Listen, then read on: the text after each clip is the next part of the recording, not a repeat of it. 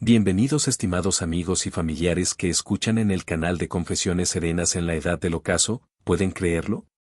Una madre de 62 años, con el cabello ya canoso y las manos endurecidas por una vida de sacrificios, de repente anuncia que está embarazada. Su hijo Alejandro García quedó paralizado al escucharlo, entre creer y dudar, pero llevado por una extraña corazonada instaló en secreto una cámara oculta en la casa de su madre y lo que grabó lo dejó helado, con el cuerpo temblando y el corazón a punto de detenerse. Detrás de la sonrisa bondadosa de su madre doña Carmen Hernández se escondía un secreto aterrador, un plan cruel que, de no descubrirse a tiempo, habría destruido para siempre aquel hogar. Toda mi vida jamás pensé enfrentar algo tan espantoso.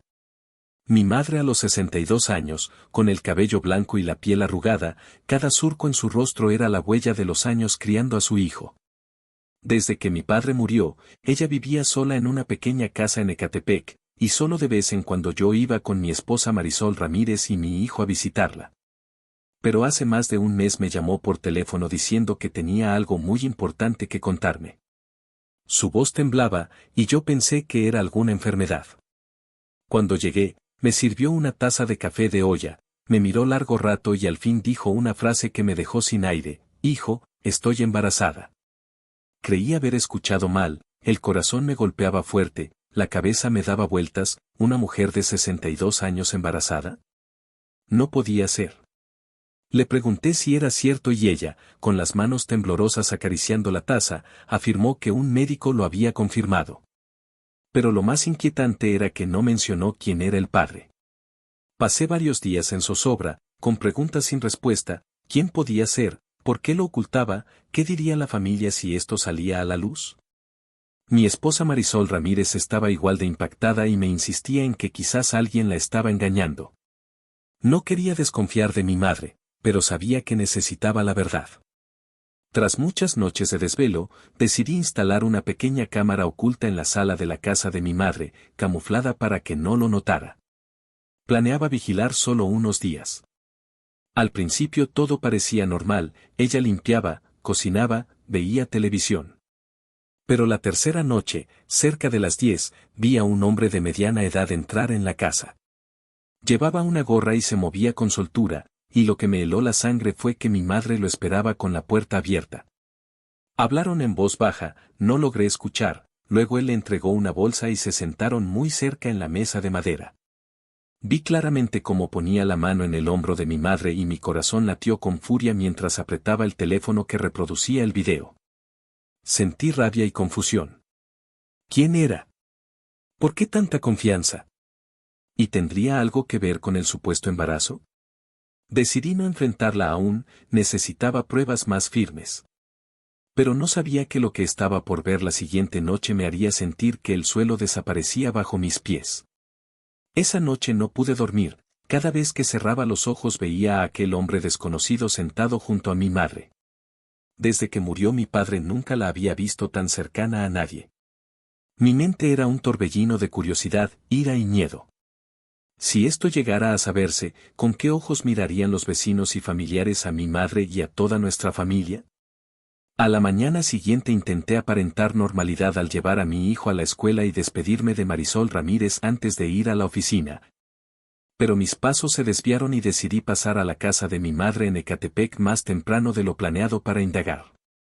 La reja estaba cerrada, toqué después de un momento y doña Carmen Hernández me abrió con un gesto de leve sorpresa que enseguida se convirtió en una sonrisa cálida. ¿Cómo que vienes tan temprano, hijo?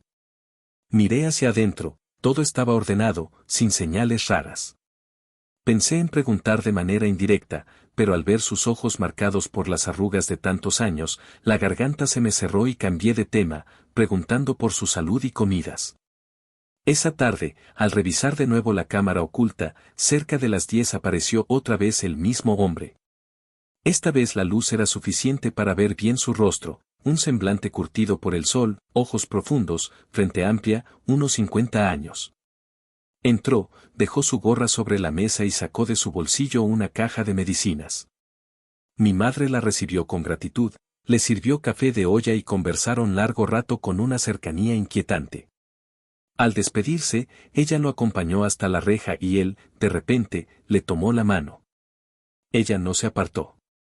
Aquello me estrujó el corazón, no porque ella tuviera compañía, algo que en el fondo debería alegrarme, sino porque todo resultaba demasiado extraño, sobre todo estando embarazada a los 62 años. Cada palabra suya resonaba como un enigma sin resolver. La quinta noche activé la función de detección de movimiento de la cámara oculta con notificaciones en mi celular. Pasadas las 9 recibí la alerta, el hombre estaba en la sala junto a mi madre, sosteniendo un fajo de documentos notariales. Ella firmaba con gesto de preocupación mientras él le señalaba una hoja, mirando alrededor con desconfianza. Yo contenía la respiración. Al terminar, mi madre le devolvió los papeles y él los guardó cuidadosamente en el saco, luego sacó un sobre con efectivo grueso y se lo entregó. Ella lo aceptó asintiendo. Ya no sentía simple curiosidad, sino un miedo creciente. ¿Qué eran esos documentos? ¿Por qué dinero en efectivo a esas horas? De inmediato escribí a Marisol Ramírez diciendo que llegaría tarde por un asunto urgente y me dirigí a toda prisa a la casa en Ecatepec, pero al llegar todo estaba en calma. La puerta cerrada, pocas luces encendidas, mi madre me abrió con rostro sereno. Fingí una visita normal, miré alrededor sin encontrar a nadie más. Ya en casa, revisé la grabación, apenas salí de la oficina, el hombre se había marchado. Antes de irse le puso la mano en el hombro y le susurró algo a mi madre que la hizo asentir y sonreír. Esa sonrisa me resultó desconocida. Pasé la noche entera pensando. Tal vez estaba siendo demasiado desconfiado, después de todo mi madre tenía derecho a buscar felicidad. Pero la imagen de los papeles y el dinero no encajaba con un romance común. Y lo más urgente, si ese hombre estaba relacionado con el supuesto embarazo, debía descubrir la verdad cuanto antes. A la mañana siguiente inventé un compromiso laboral para que Marisol Ramírez no sospechara y busqué a mi amigo Roberto Salazar, que trabajaba en seguridad. Pidiéndole ayuda para mejorar la calidad de las imágenes y leer con claridad las letras en aquellos documentos. Mi amigo aceptó ayudarme pero me advirtió, prepárate, hermano, hay cosas que una vez que se saben ya no hay vuelta atrás. Sonreí con rigidez, aunque en el fondo sentí un presentimiento oscuro. No sabía que lo que estaba a punto de ver lo cambiaría todo. Esa tarde me senté en un café insurgente cerca de la casa, ansioso esperando noticias de Roberto Salazar, el amigo del servicio de seguridad al que pedí ayuda. Era diciembre en Ciudad de México, CDMX, el aire frío contrastaba con el fuego en mi interior. Mis ojos se clavaban en la puerta, y cada vez que entraba alguien mi corazón latía más fuerte. Al fin apareció Roberto Salazar, con un portátil en la mano y el semblante más serio de lo habitual. Siéntate, amplié las imágenes todo lo posible, dijo mientras colocaba el equipo y lo giraba hacia mí. Pero debes mantenerte sereno. Asentí apretando mi taza de café de olla hasta blanquear los nudillos. Roberto Salazar reprodujo el video, enfocando el momento en que mi madre firmaba aquel fajo de documentos notariales. Gracias al software la imagen era mucho más clara, en la parte superior podía leerse constancia de herencia y tutela legal. Y en el apartado de tutor, el nombre José Antonio Mendoza resaltaba con nitidez. Sentí un escalofrío. Ese era el mismo hombre del video, y jamás había escuchado a mi madre mencionarlo. Más abajo estaba lo que me dejó sin aliento, tutela legal del feto en el vientre de doña Carmen Hernández. El hombre no solo estaba vinculado a mi madre, sino que aparecía como tutor legal de un niño aún no nacido. 1000 preguntas golpeaban mi cabeza, ¿por qué mi madre firmaría eso? ¿Qué relación tenían? ¿Y de quién era en realidad ese bebé? Miré a Roberto Salazar con la voz ronca, ¿puedes investigar más sobre este hombre? Él asintió. Ya busqué un poco, José Antonio Mendoza, 54 años, es chofer de transporte de larga distancia, demandado antes por un conflicto de propiedades aunque sin pruebas suficientes para condenarlo. Actualmente vive solo en un poblado cercano a Ixtapaluca. Un escalofrío recorrió mi espalda. ¿Por qué alguien así entraba en la vida de mi madre ahora? Recordé que meses atrás ella había comentado sentirse débil y necesitar ayuda con el jardín. Tal vez desde entonces él había encontrado la manera de acercarse. Esa noche volví a casa intranquilo. Marisol Ramírez notó mi desconcierto y me preguntó, ¿qué ocurre, amor? No me atreví a contarle la verdad, temía que se escandalizara o se le escapara con alguien más. Solo murmuré, asuntos de trabajo, no te preocupes. Pero su mirada inquisitiva me presionaba más. Sabía que no podría ocultarlo por mucho tiempo, aunque primero debía escuchar la explicación de mi madre. Al día siguiente llegué temprano a Ecatepec llevando frutas y comida. Ella me recibió alegre como siempre. La casa estaba en orden, pero sobre la mesa había un sobre blanco sin abrir. El corazón me golpeó fuerte mientras disimulaba y preguntaba, «Mamá, ¿ha venido alguien últimamente?» Vaciló un instante y respondió, «Sí, algunos amigos viejos, hijo, a esta edad se agradece tener compañía». La miré fijo y solté, «¿Y José Antonio Mendoza quién es?» Su mirada cambió al instante. Giró el rostro evitando la mía, el ambiente se cargó de silencio roto solo por el tic-tac del reloj. Al cabo de un rato suspiró, «¿Ya lo sabes, hijo?» Asentí. Se sentó, entrelazando las manos, y con voz pausada confesó, «Él me ayudó una vez, de manera muy importante.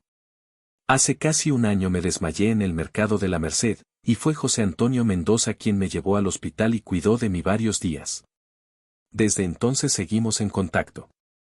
No quise contarte porque temía preocuparte. Y sobre lo del bebé. Yo me esforzaba por mantenerme sereno aunque el corazón parecía estallar. Mi madre mordió sus labios, los ojos humedecidos. Eso estaba fuera de todo cálculo. Doña Carmen Hernández confesó que nunca pensó que a su edad algo así pudiera ocurrir, pero al saberlo no tuvo valor para rechazarlo. Me quedé en silencio, dividido entre la compasión por verla enfrentar un golpe tan duro en su salud y espíritu, y la rabia porque no me lo compartió antes y porque estaba involucrada con alguien como José Antonio Mendoza. Le pregunté si estaba segura de que él era sincero. Guardó silencio largo rato antes de decir, «Creo en el karma, hijo, quien es bueno conmigo merece mi aprecio». Su respuesta no me tranquilizó, al contrario, me hizo temer más que la estuvieran manipulando, sobre todo sabiendo lo de los documentos notariales de herencia. Quise decírselo todo, pero temí que pensara que me metía en su vida privada. Esa noche decidí seguir observando, aunque comprendía que cuanto más tardara, más aumentaba el peligro. Una corazonada me decía que había algo mucho más oscuro y que no solo amenazaba a mi madre, sino también a mi propia familia. Al revisar la cámara oculta casi solté el teléfono. Además de José Antonio Mendoza apareció una mujer desconocida, de unos 40 años, cabello teñido de rojo, vestida de manera llamativa. Se sentó junto a mi madre y conversaron largo rato. Ella miraba alrededor con cautela, y de pronto sacó de su bolso otro fajo de documentos con el logotipo de Banamex. El corazón me dio un vuelco, ¿acaso pretendían que mi madre firmara un préstamo o una hipoteca? Esa imagen me convenció de que ya no podía postergar nada más. La figura de la mujer pelirroja y los papeles del banco se clavaron en mi mente como una pesadilla toda la noche. Mientras escuchaba la respiración tranquila de Marisol Ramírez a mi lado, sentía que me ardía el pecho. Sabía que si no actuaba de inmediato, mi madre caería en una trampa sin salida y todo se saldría de control. A la mañana siguiente fingí llevar a mi hijo a la escuela y me dirigí directamente a Ecatepec. Al llegar, la reja estaba entreabierta y dentro se oían voces. Me acerqué sigiloso y reconocí la de mi madre, la de José Antonio Mendoza y la de la mujer pelirroja. «No se preocupe, firme aquí y tendrá el dinero enseguida», decía ella con tono dulce pero apremiante. «La casa seguirá a su nombre, solo necesitamos un aval». Mi madre dudó, pero temo que mi hijo se entere. José Antonio Mendoza intervino con voz de falsa calma, «Si lo sabe, querrá detenerte, pero esta es una gran oportunidad para tener capital y cuidar al bebé. Confía en mí». Afuera, me corría el sudor frío. ¿Capital para el embarazo? Estaban usando la vida en su vientre para presionarla a firmar un documento que podía hacerle perderlo todo. No pude resistir más, empujé la puerta y entré. Los tres se sobresaltaron.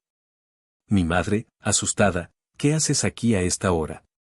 Caminé directo hacia la mesa con la vista fija en los documentos. «Quiero saber qué está firmando mi madre».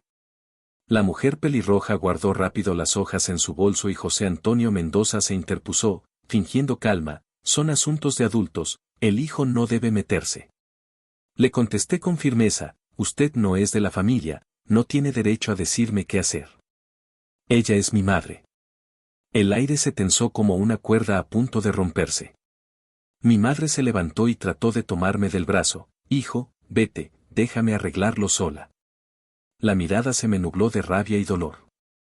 Mamá, no puedo dejar que enfrentes esto sola. Te están engañando para hipotecar la casa, ¿lo entiendes? Ella vaciló, sus ojos titubearon, y de inmediato la mujer pelirroja intervino, te equivocas, es un préstamo pequeño, nada que afecte la propiedad de la casa. Me giré hacia ella con voz helada, vi el logotipo del Banamex en los documentos y sé que eso de préstamo pequeño es solo una forma bonita de esconder un riesgo enorme. José Antonio Mendoza empezó a impacientarse, ¿nos investigaste, muchacho? No respondí, lo miré directo a los ojos, y en su mirada ya no había ni rastro de alguien dispuesto a ayudar, sino la frialdad de un estafador descubierto. Al final soltó una risa burlona, ¿crees que puedes detenernos? Tu madre confía en mí, no en ti. Esas palabras me atravesaron como cuchillos. Mi madre lo miró confundida, luego volvió hacia mí con un gesto lleno de contradicciones. Entendí que si seguía discutiendo allí, solo la haría sentirse peor. Respiré hondo y contuve mi furia, mamá, te ruego que no firmes nada sin que yo lo revise primero. Dicho esto, salí de la casa, pero no regresé directo. Me quedé en la esquina, llamando a Roberto Salazar con la voz grave, necesito que investigues todo sobre cualquier préstamo o propiedad a nombre de mi madre, y averigües a fondo quién es esa mujer pelirroja. Él solo respondió, hecho, déjamelo a mí. Esa misma tarde me envió un dossier. Al abrirlo, mi corazón retumbó, la mujer se llamaba en realidad Luisa Fernanda Torres, había sido demandada por intermediación ilegal de créditos y estaba ligada a una red de fraudes contra ancianos en la periferia. Su modus operandi, acercarse a personas solas, ofrecer préstamos con supuestos intereses bajos y luego enredarlas en papeles legales hasta obligarlas a hipotecar sus casas. Apreté el informe con las manos temblorosas. Mi madre estaba atrapada en una trampa perfecta, y lo más doloroso era que había confiado en quienes la estaban empujando al abismo. Esa noche volví a Ecatepec. Ni José Antonio Mendoza ni Luisa Fernanda Torres estaban allí. Encontré a mi madre sola en la cocina, con los ojos hundidos. Ya se fueron, murmuró apenas al verme. Me senté frente a ella y puse los documentos sobre la mesa, mamá, investigué. Esto es lo que sé de ellos. Ella los hojeó unos segundos y luego los soltó con los ojos húmedos, ¿y si me equivoco? Ellos me han ayudado muchas veces. Sentí un nudo en la garganta, ¿ayudarte para quedarse con tu casa? Mamá, sé que te sientes sola, pero no todos los que se acercan lo hacen con buenas intenciones. Papá se fue hace tiempo, y no quiero perderte de esta manera. Sus lágrimas rodaron y desvió el rostro, en silencio. Sabía que en su interior libraba una tormenta, tal vez aún no quería aceptar que la estaban manipulando, pero al menos la semilla de la duda ya estaba sembrada, y ese era el inicio para rescatarla. Esa noche tomé una decisión más arriesgada. No bastaba con vigilar con la cámara oculta. Necesitaba pruebas irrefutables. Si lograba grabar audio y video de las conversaciones entre mi madre y ellos, ella ya no podría seguir creyéndoles. Pero también entendía que, para llegar a ese punto, tendría que enfrentar verdades mucho más dolorosas. Tras salir de casa, conduje directo a una tienda de electrónicos de un conocido y compré una grabadora portátil diminuta y una cámara oculta disfrazada de reloj de pared. De regreso a casa el corazón me latía con violencia, entre nervios y temor. Sabía que estaba entrando en una confrontación sin tregua donde un paso en falso podía costarnos caro a mi madre y a mí. A la mañana siguiente fui a Ecatepec con la excusa de revisar las tomas de luz y las bombillas, llevando conmigo el reloj que acababa de comprar.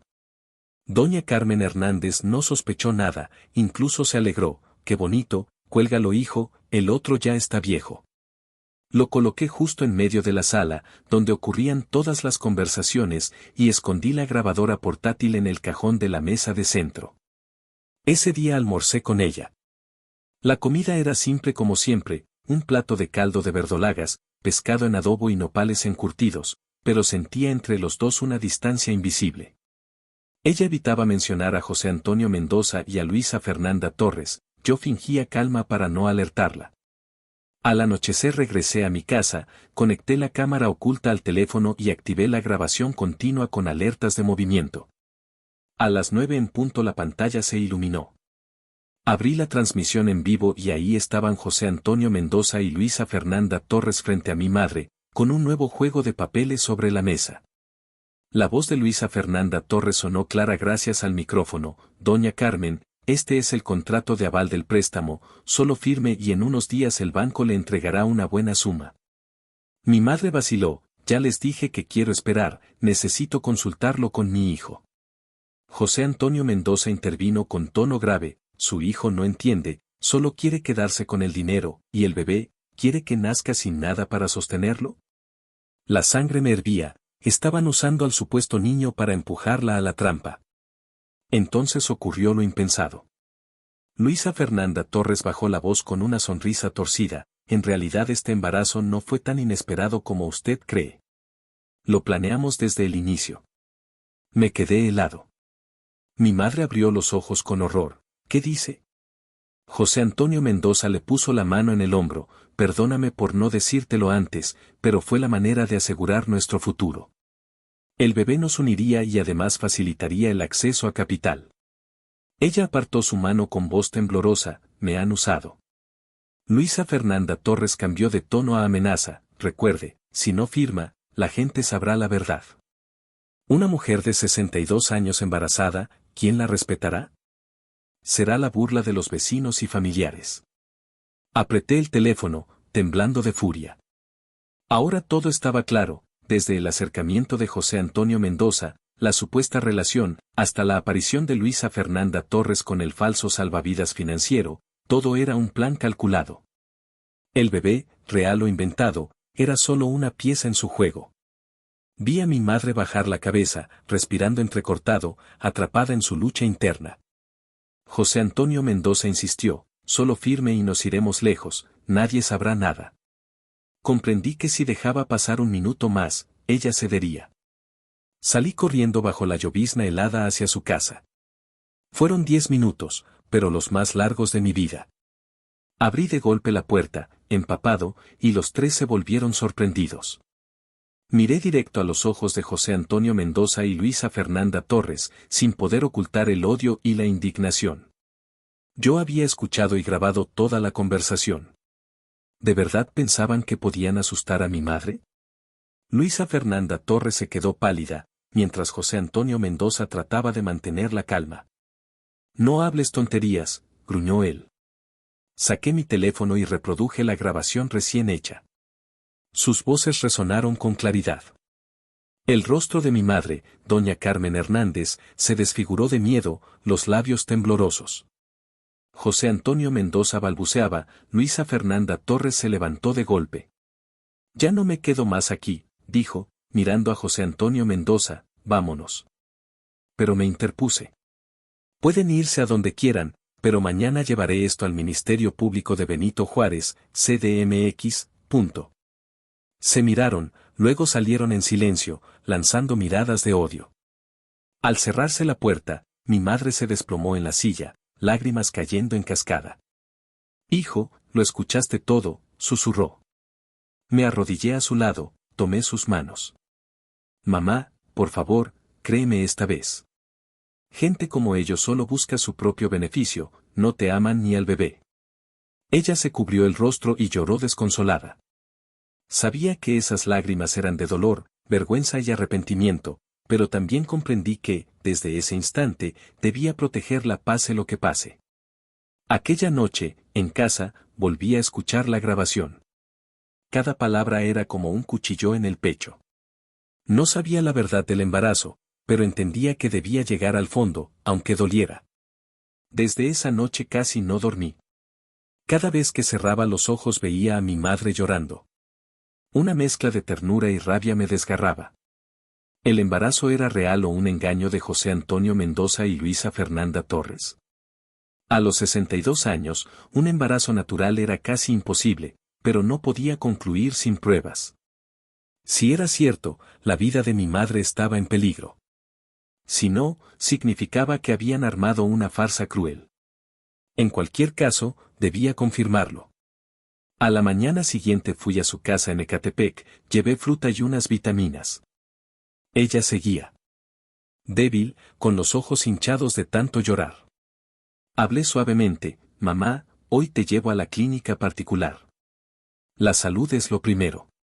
Al principio se negó, inventando excusas, pero insistí: si no vienes, llamaré al médico a casa. Quiero resultados claros para que nadie te atormente más. Guardó silencio y aceptó. La llevé a Colonia Roma, CDMX, donde trabajaba una doctora amiga. Cuando Dra. Verónica Martínez, compañera de mi esposa Marisol Ramírez, revisó los documentos notariales y escuchó mi relato, frunció el ceño: a esta edad, si hubiera embarazo, el riesgo sería altísimo. Pero lo comprobaré bien. Esperé afuera, con el corazón en un puño. Tras media hora, Dra. Verónica Martínez me llamó. Mi madre estaba sentada, confundida. La doctora me miró con seriedad: he hecho el ultrasonido y análisis básicos. No hay embarazo. Ninguna señal. Incluso los exámenes muestran que ya lleva tiempo en menopausia. Me quedé helado. Mi madre murmuró, pero otro médico me aseguró lo contrario. Dra. Verónica Martínez suspiró: tal vez alguien manipuló los resultados o usó trucos para hacerla creer. Pero médicamente, no existe embarazo. Vi a mi madre bajar la cabeza, las manos temblorosas sobre las piernas, las lágrimas cayendo otra vez. Entonces, todo fue una mentira. Me acerqué y tomé fuerte la mano de mi madre. Mamá, esta es la verdad. Ellos usaron esto para aprovecharse de tu confianza. Doña Carmen Hernández lloraba más fuerte, entre la rabia y la vergüenza. Yo no la culpaba.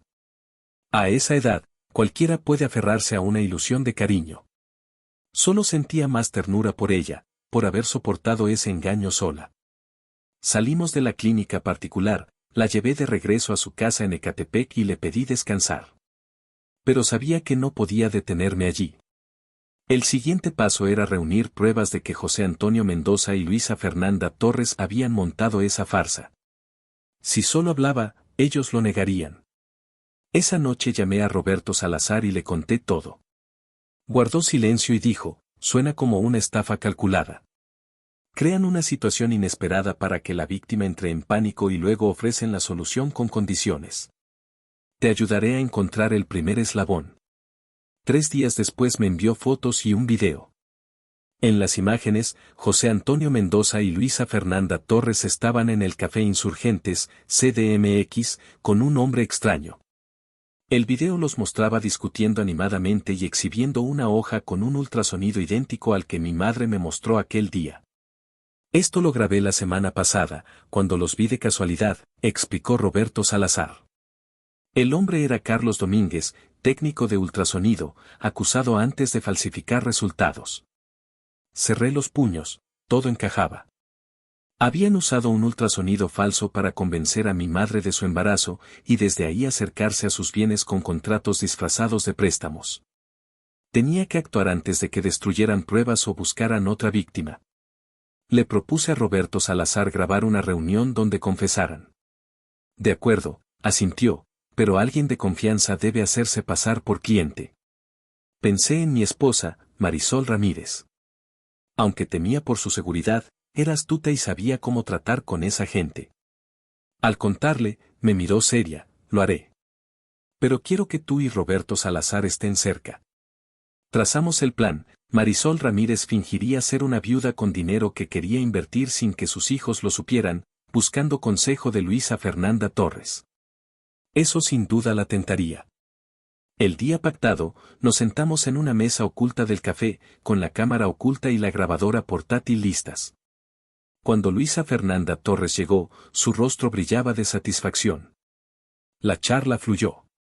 Marisol Ramírez, con sutileza, mencionó una amiga a quien habían ayudado fingiendo embarazo para obtener un préstamo. Luisa Fernanda Torres sonrió con orgullo, ¿cómo se llamaba tu amiga? Hice tantos casos. Pero claro que las mujeres mayores pueden embarazarse, basta con los papeles adecuados. Una vez incluso conseguí un ultrasonido para justificar un préstamo, y todo salió perfecto. Esas palabras eran el clavo que necesitábamos. Roberto Salazar me hizo una seña, el audio estaba claro. Esa noche revisé la grabación. Cada frase de Luisa Fernanda Torres era otro clavo en el ataúd de su cruel plan. Ya casi tenía lo suficiente para incriminar también a José Antonio Mendoza. Y entendí que había llegado el momento de contarle todo a mi madre, desde el embarazo falso hasta la conspiración. Pero revelar la verdad sería un golpe devastador. Suspiré. Amarla era una cosa, protegerla, aunque doliera, era lo único que podía hacer. Pasé toda la noche frente al escritorio.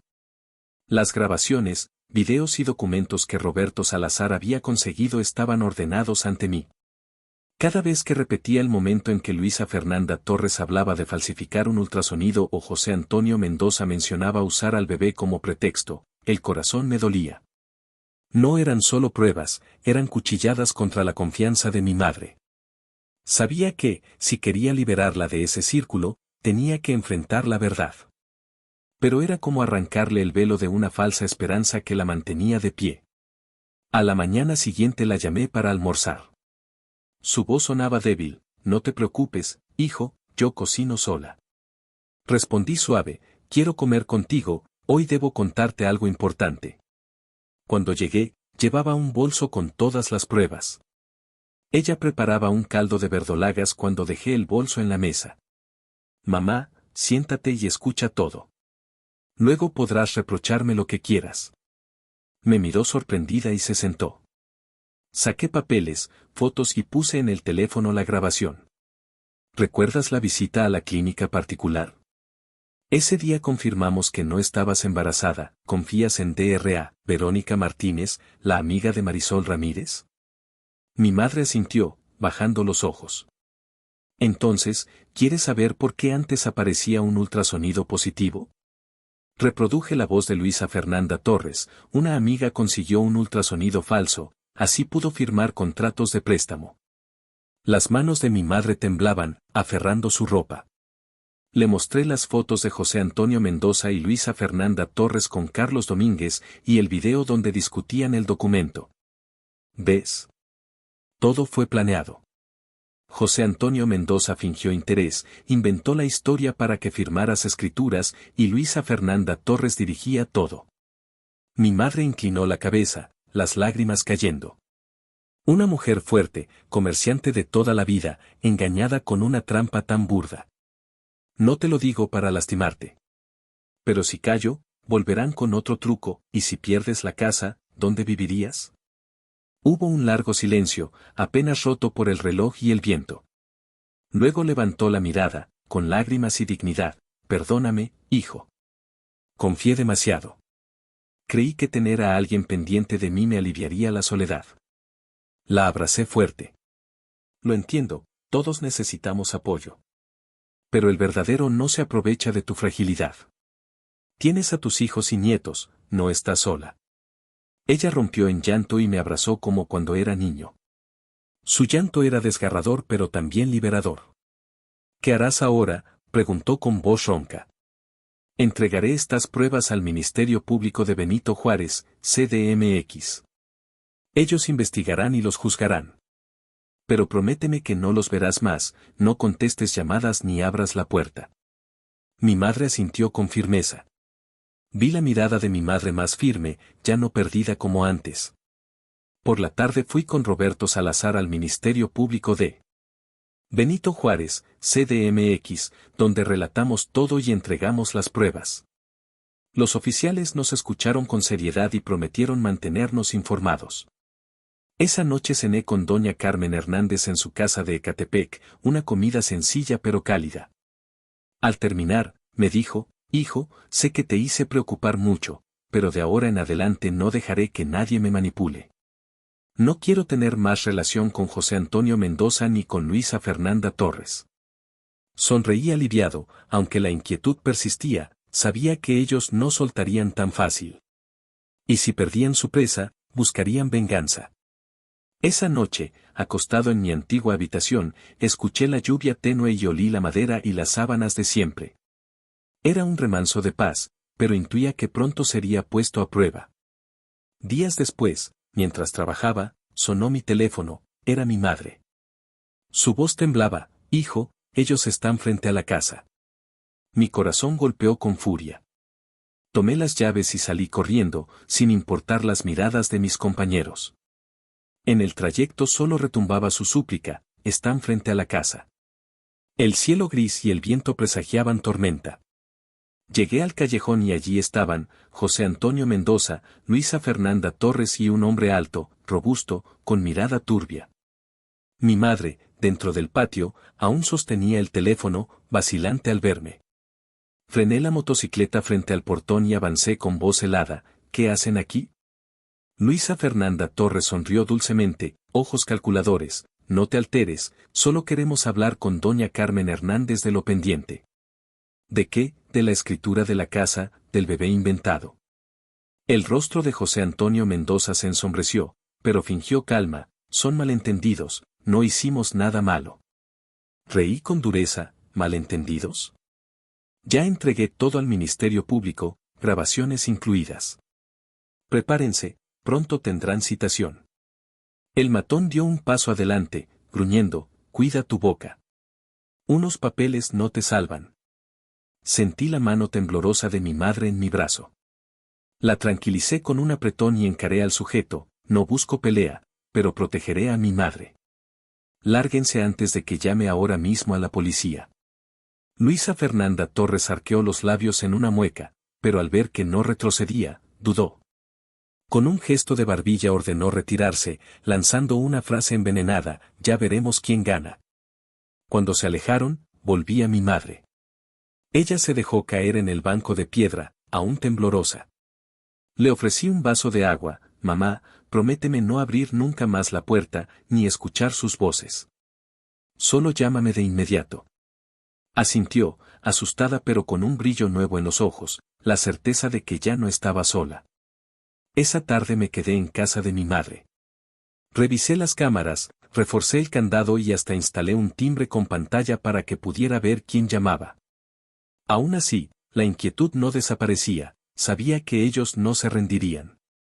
Tal como temía, la noche siguiente, mientras cenábamos, sonó su teléfono desde un número desconocido. Me miró, asentí. Contestó en altavoz. La voz de Luisa Fernanda Torres sonó helada: esta vez no seré dulce. Doña Carmen Hernández, si sigues obstinada, le contaré a todo el vecindario tu secreto, y veremos si puede salir con la frente en alto. Arranqué el teléfono: habla, que lo envío al Ministerio Público de Benito Juárez, CDMX, con esta grabación. Colgó de inmediato. Guardé el número y lo pasé a Roberto Salazar. En menos de una hora respondió: era un registro con documentos falsos, pero podía rastrearse por la antena de la llamada. Me quedé meditando: habían pasado de la manipulación a la amenaza directa. Eso los volvía más peligrosos. Informé a los investigadores y pedí protección para mi madre. 2 días después nos llamaron a rendir declaración adicional. Nos dijeron que ya recogían testimonios de más víctimas: José Antonio Mendoza y Luisa Fernanda Torres habían repetido la estafa en varios lugares. Algunos callaban por vergüenza, pero mis pruebas los animaron a hablar. De regreso a casa, mi madre me tomó la mano: hijo, ahora solo te tengo a ti.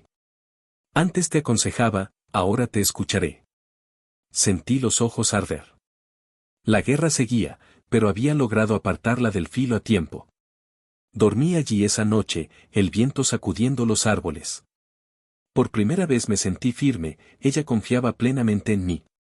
Ellos volverían, quizás con otro plan. Pero ya no nos encontrarían indefensos. No imaginaba que en pocos días todo se tornaría oscuro. 3 noches después, llovía con fuerza. El agua golpeaba las ventanas. Mi madre, recién terminada la cena, veía las noticias en la sala. Sonó mi teléfono: era Roberto Salazar, su voz nerviosa, distinta de siempre: ten cuidado. Acabo de enterarme de que José Antonio Mendoza y Luisa Fernanda Torres están en un café cercano con dos hombres extraños. Los escuché decir que resolverían esto rápido para recuperar papeles. Sentí un escalofrío. Miré hacia la puerta, instinto puro. Le dije a mi madre, entra al cuarto, cierra con llave y no salgas hasta que te llame. Asustada, obedeció. Apagué todas las luces del patio, dejé solo una bombilla amarilla en la sala. Mi corazón latía como tambores, la lluvia borraba sonidos, haciendo más denso el silencio. 20 minutos después, motores de motocicletas se detuvieron frente al portón. Un haz de luz recorrió el patio y se apagó. Se escucharon pasos en el agua, un tintineo metálico en la reja. Tomé el bastón de madera detrás de la puerta. Una voz masculina, grave y cortante, resonó, abre la puerta. Solo queremos hablar un momento. No respondí de inmediato, hasta que la voz chillona de Luisa Fernanda Torres sonó, si sigues terco, mañana todo el barrio sabrá lo de tu madre, y no te quejes. Respiré hondo, abrí apenas la puerta sin quitar el seguro. Hablen aquí. Nadie entrará a esta casa. Entonces José Antonio Mendoza dio un paso al frente, con el impermeable al hombro, empapado. ¿Crees que entregando papeles al Ministerio Público de Benito Juárez, CDMX, todo termina? También sabemos cómo obligarte a retractarte. Lo miré fijo, no retiraré nada. Y si dan un paso más, llamo a la policía ahora mismo. El hombre extraño soltó una risa áspera, acercándose, haz la llamada, pero quizá no lleguen a tiempo. Apreté el bastón en mis manos, preparado. De pronto, detrás de mí, la voz firme de doña Carmen Hernández tronó, lárguense. Ya sé toda la verdad. Ella estaba a mi espalda, con el teléfono en modo grabación. Su rostro, antes temeroso, irradiaba una frialdad resuelta. Luisa Fernanda Torres titubeó y luego sonrió con desdén. Has cambiado rápido, doña Carmen Hernández, ¿crees que ya ganaste? No se trata de ganar, solo de proteger mi casa y a mi hijo, respondió ella con voz firme. Sentí el leve temblor de su espalda, pero cada palabra empujaba a nuestros enemigos hacia atrás. La lluvia torrencial era el telón de ese duelo. José Antonio Mendoza miró a sus cómplices y murmuró, vámonos, no conviene armar escándalo en una noche así. Ella bufó, pero giró sobre sus talones. El rugido de las motocicletas se perdió en la tormenta. Cerré con fuerza, vigilando hasta que desaparecieron. Mi madre dejó el teléfono sobre la mesa y se dejó caer en la silla, jadeando, hijo, si hoy no estabas, le tomé las manos, no lo digas. Tú fuiste fuerte. Fue tu actitud la que los hizo retroceder. Permanecimos en silencio, oyendo la lluvia. Comprendí que mi madre había cambiado, el miedo seguía allí, pero ya no era la mujer acorralada de antes. Esa noche llamé a Roberto Salazar y le conté. Su voz grave, están desesperados, por eso se arriesgan. Avisaré al equipo de investigación para reforzar la vigilancia. Ten cuidado estos días. Le agradecí, cerré cada cerradura y subí. Mi madre dormía, yo no. La escena se repetía en mi mente. Sabía que se acercaba el desenlace, y debía asegurarme de que ocurriera de la manera más favorable para ella. A la mañana siguiente recibí la llamada de un investigador. Su tono era firme, tenemos más pruebas de otras víctimas. Es casi seguro que hoy se emitirá la orden de captura urgente contra José Antonio Mendoza, Luisa Fernanda Torres y sus cómplices. Colgué con el corazón dividido, aliviado porque la justicia se acercaba, preocupado porque, arrinconados, podían hacer locuras. Decidí quedarme con mi madre hasta el final. Cada noche revisaba cámaras, cerraduras, poco a poco ella recuperaba la sonrisa, incluso servía café de olla y contaba anécdotas para aliviar el ambiente. Pero ambos sabíamos, hasta que ellos cayeran, la amenaza seguía latente. Y esa misma mañana, el investigador confirmó, la orden de arresto estaba lista y la operación sería esa tarde. Yo y doña Carmen Hernández recibimos la noticia de que quizás tendríamos que rendir más declaraciones ese mismo día. Sentí el corazón aliviado pero también pesado, aliviado porque por fin el hilo tenso parecía a punto de romperse, y pesado porque sabía que al ser arrestados, José Antonio Mendoza y Luisa Fernanda Torres podían patalear, inventar y arrastrar a otros. Al mediodía llevé a mi madre a la casa de un pariente a unas calles de distancia. Apenas entró, me tomó la mano: hijo, ¿crees que nos hagan algo por venganza? La apreté, asegurando: tranquila, mamá, la policía se encargará. Hicimos lo correcto. A las 4 de la tarde recibí un mensaje de Roberto Salazar: empezó. Están en una casa de huéspedes en Ixtapaluca, cerca del mercado. Corrí hacia allá, no para intervenir, sino para presenciar la justicia. Desde lejos vi a los agentes vestidos de civil acercarse al cuarto. La puerta se abrió de golpe, resonó un grito: policía, cooperen. Hubo golpes y muebles cayendo. José Antonio Mendoza intentó escapar por detrás, pero en segundos lo redujeron. Forcejeaba, gritando: soy inocente. Ese muchacho es el que me difama. Su mirada roja, de odio, me atravesó como un cuchillo. Luisa Fernanda Torres salió despeinada, pálida, chillando: solo ayudábamos, no engañamos a nadie. Yo permanecí inmóvil, las palabras ya no importaban, la verdad estaba en los expedientes. Un agente se acercó: ¿usted es hijo de doña Carmen Hernández? Encontramos documentos y efectivo en la habitación, incluso una copia de la escritura de propiedad de su casa. Parece que planeaban falsificar trámites. Sentí las manos helarse: de no ser por el arresto, la casa de mi madre ya no sería suya. Mientras los llevaban, José Antonio Mendoza me lanzó una sonrisa torcida: ¿crees que esto acabó? Aún hay cosas que no sabes. Sus palabras me helaron, no por miedo, sino por la sospecha de que detrás de ellos había alguien más moviendo los hilos. Esa tarde, en la comandancia, firmamos la ratificación de la denuncia y confrontamos las pruebas. El investigador confirmó: además de mi madre, ya había 4 víctimas más que identificaban al grupo. Siempre el mismo método: fingir afecto, inventar emergencias, usar documentos falsos y atrapar en contratos abusivos. Al salir, mi madre murmuró: hijo, nunca imaginé que existiera tanta maldad. Si no fuera por ti, sonreí, aunque me dolía pensar en la confianza que ella había depositado en ellos, no por ingenuidad, sino por soledad. Esa noche dormí en Ecatepec, junto a ella. Todo parecía calmarse, pero no pude cerrar los ojos. La última frase de José Antonio Mendoza me retumbaba: aún hay cosas que no sabes. Sonaba como un recordatorio de que la batalla aún no había terminado, que en algún lugar alguien más estaba detrás. Al amanecer, decidí hablar con Roberto Salazar y profundizar. Esto no acabaría solo con el arresto de ese grupo. Necesitaba saber si alguien más había sacado provecho o colaborado con ellos. De lo contrario, mi madre y las demás víctimas seguirían en riesgo. Miré a doña Carmen Hernández dormir tranquila y me prometí llegar hasta el final. A la mañana siguiente, después del desayuno, me llamó Roberto Salazar con voz baja y cautelosa: anoche recibí información de una fuente. Durante la detención, José Antonio Mendoza pedía insistentemente ver a un tal Lic. Arturo Cárdenas.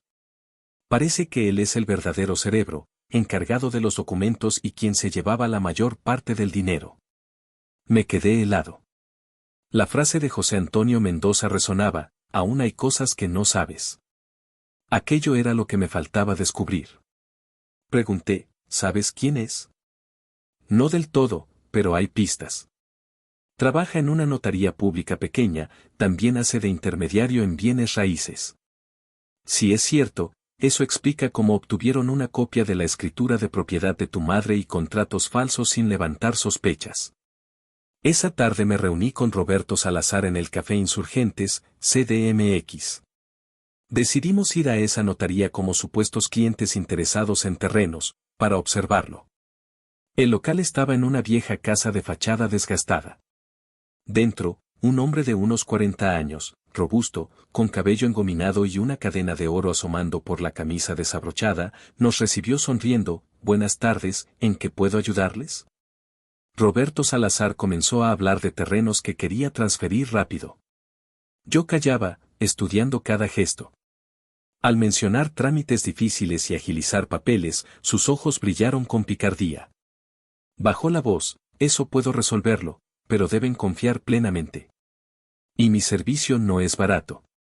Lo miré fijo y solté: dicen que también ayudó a personas mayores con papeles de propiedad de manera discreta. Sus labios se curvaron apenas, luego retomó su neutralidad. ¿Quién le dijo eso? José Antonio Mendoza. Pronuncié el nombre.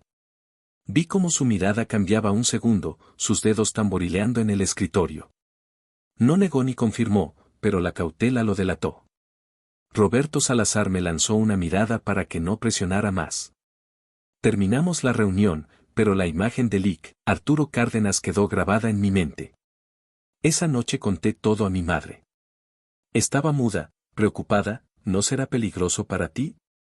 La tranquilicé: seré cuidadoso, pero necesito que me ayudes. Si alguien extraño llama o se presenta, anota el número y la descripción. 2 días después llegó la noticia que esperaba.